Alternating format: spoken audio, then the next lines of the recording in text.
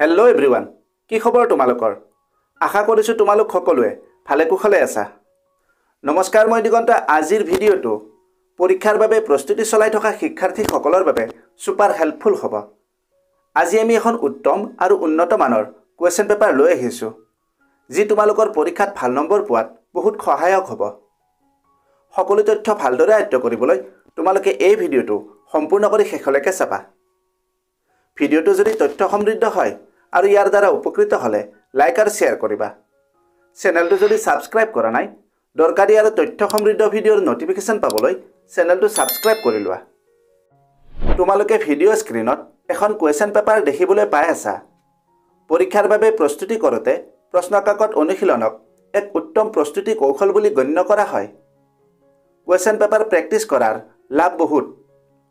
পৰীক্ষাত অহা প্ৰশ্নৰ আৰ্হিৰ সৈতে চিনাক্ত কৰে, পৰীক্ষাৰ ফৰ্মেটৰ সৈতে পৰিচিত কৰে, জ্ঞানৰ ব্যৱধান চিনাক্ত কৰে, উত্তৰ লিখনি কৌশল উন্নত কৰে, সময় ব্যৱস্থাপনা উন্নত কৰে, আত্মবিশ্বাস বৃদ্ধি কৰে।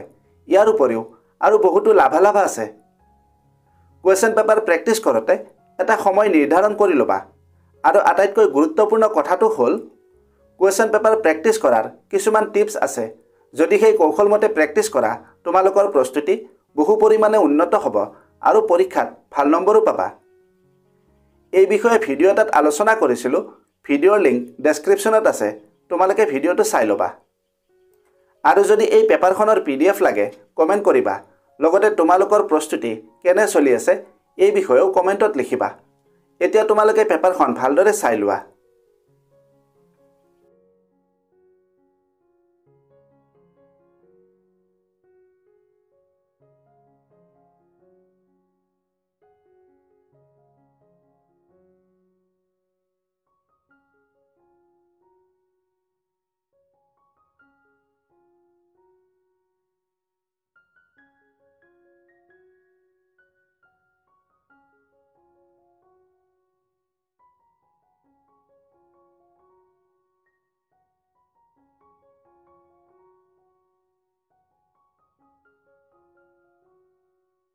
ভিডিঅ'টো যদি হেল্পফুল হৈছে, তেন্তে বন্ধু বান্ধৱীৰ লগত এই ভিডিঅ'টো শ্বেয়াৰ কৰিবা আৰু লাইক কৰিবা।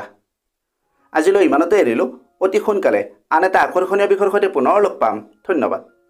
Miyavi ka shortcut mehnat aur dedication, ye channel banai tera perfect foundation. Subscribe karo, join this ride, let's grow together side by side.